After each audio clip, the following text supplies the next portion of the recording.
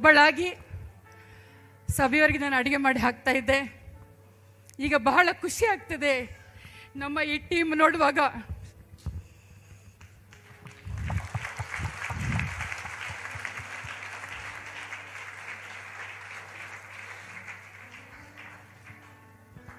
ದೇವರು ನಮ್ಮ ಸಭೆಗೆ ಕೊಟ್ಟಂತ ಈ ಅಡಿಗೆ ಮಾಡೋದಕ್ಕಾಗಿ ಕೊಟ್ಟಿರುವಂಥ ಸಹೋದರ ಸಹೋದರಿಗೆ ಮೊದಲಾಗಿ ನಾನು ಕೃತಜ್ಞತೆಯನ್ನು ದೇವರಿಗೆ ಸಲ್ಲಿಸ್ತೇನೆ. ಯೇಸು ಸ್ವಾಮಿ ಈ ಲೋಕದಲ್ಲಿರುವಾಗ ಜನರಿಗೆ ಬರೀ ಸುವಾರ್ತೆಯನ್ನು ಮಾತ್ರ ಸಾರಲಿಲ್ಲ, ಬಂದಂಥ ಜನರಿಗೆ ಅದ್ಭುತ ರೀತಿಯಲ್ಲಿ ಅವರಿಗೆ ಊಟಕ್ಕೂ ಕೂಡ ಕೊಟ್ಟು ತನ್ನ ಸೇವೆಯನ್ನು ಪ್ರಾರಂಭಿಸಿದನು. ಹಲ್ಲೆಲೂಯಾ. ಅದೇ ರೀತಿಯಲ್ಲಿ ನನ್ನ ಆಸೆ, ನಾನು ಮದುವೆಯಾಗಿ ಬಂದು 45 ವರ್ಷ ಈಗ ನಡೀತಾ ಉಂಟು. ಬಂದ ಸಮಯದಿಂದ ಇಲ್ಲಿಯವರೆಗೂ ನಾನು ಒಂದು ಆಸೆ ಪಟ್ಟಿದ್ದೆ ಏನಂದರೆ, ಪ್ರತಿ ವಾರ ಬರುವಂಥ ಎಲ್ಲರಿಗೂ ಊಟ ಹಾಕಲೇಬೇಕೆಂಬುದಾಗಿ. ನಾನು ಪಾಸ್ಟರ್ ಹತ್ರ ಮಾತಾಡಿದಾಗ ನನ್ನ ಗಂಡನ ಹತ್ರ, ಆಯಿತು ನಿನ್ನ ಶಕ್ತಿ ಇದ್ದರೆ ಮಾಡು, ನಿನಗೇನು ಬೇಕು ನಾನು ತಂದು ಕೊಡ್ತೇನೆ ಸಾಮಾನು ಎಂಬುದಾಗಿ ಹೇಳಿ ನನ್ನ ಉತ್ತೇಜನ ಪಡಿಸಿದರು. ನನ್ನನ್ನು ಕೆಳಮಟ್ಟಕ್ಕೆ ಹಾಕಲಿಲ್ಲ.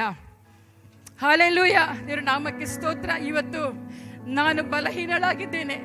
ನನಗೀಗ 69 ವರ್ಷ. ಆದರೆ ನಾನು ದೇವ್ರ ಹತ್ರ ಪ್ರಾರ್ಥನೆ ಮಾಡ್ತಾ ಇದ್ದೆ, ದೇವರೇ ಹೇಗೆ ಈ ಟೀಮ್ ಹೀಗೆ ನಾನು ಊಟ ಬಡಿಸ್ಬೇಕು, ನನಗೊಂದು ಒಳ್ಳೆಯ ಅಡಿಗೆಗಾರ ನನಗೆ ಕೊಡು ಎಂಬುದಾಗಿ ಹೇಳುವಾಗ, ತರಕಾರಿ ಅಡಿಗೆ ಮಾಡಲಿಕ್ಕೆ ವೆಂಕಟೇಶ್ ಬ್ರದರು,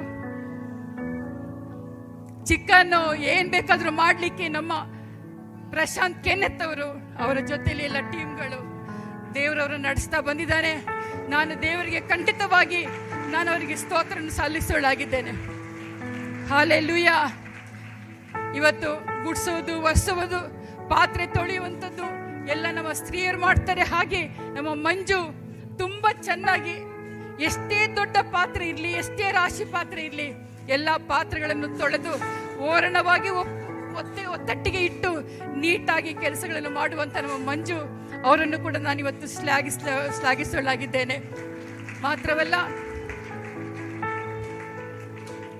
ನಮ್ಮ ಮಹಾಬಲೇಶ್ವರ್ ಅವರು ಉತ್ತಮವಾದ ವ್ಯಕ್ತಿ. ಇಲ್ಲೇ ಮನೆ ಇದೆ, ಆದರೆ ಬರೋದು ಮಾತ್ರ ಲೇಟ್.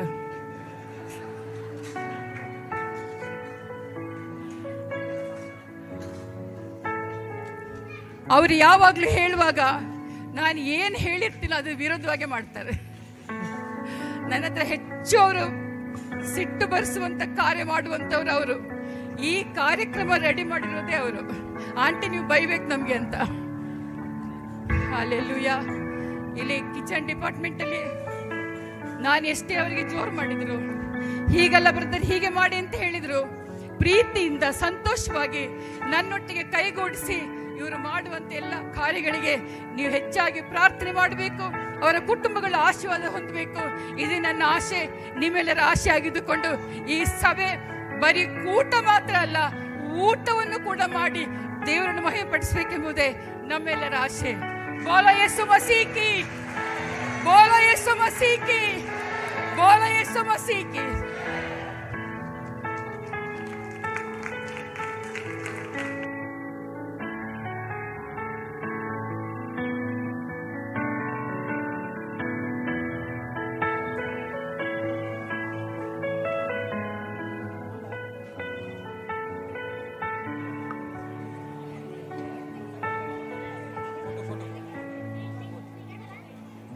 ಒಂದು ನಿಮಿಷ, ಈ ಸ್ಕಿಟ್ ಮಾಡಿದವರು ಒಂದು ಫೋಟೋಗೋಸ್ಕರ ನಿಲ್ಬೇಕೆಂದು ಕೇಳಿಕೊಳ್ಳುತ್ತೇನೆ.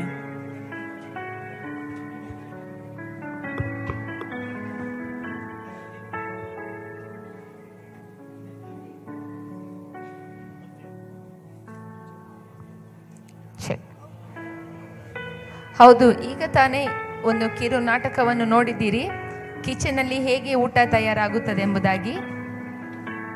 ನಿಮ್ಮಲ್ಲಿ ಒಂದು ಸಣ್ಣ ನಾವು ಕೇಳಿಕೊಳ್ಳುವ ಒಂದು ಕೋರಿಕೆ ಏನಂದರೆ, ದಯಮಾಡಿ ಭಾನುವಾರ ತಿನ್ನುವಂಥ ಊಟವನ್ನು ವೇಸ್ಟ್ ಮಾಡಬೇಡಿ. ಒಣ ಕಸವನ್ನು ಒಣ ಕಸದಲ್ಲಿ ಹಾಕಿ, ಹಸಿ ಕಸವನ್ನು ಹಸಿ ಕಸ ಡಬ್ಬದಲ್ಲಿ ಹಾಕಿ, ಹಾಗೂ ಈ ಆಲಯವು ಆಹಾರ ಶೂನ್ಯವಾಗದಂತೆ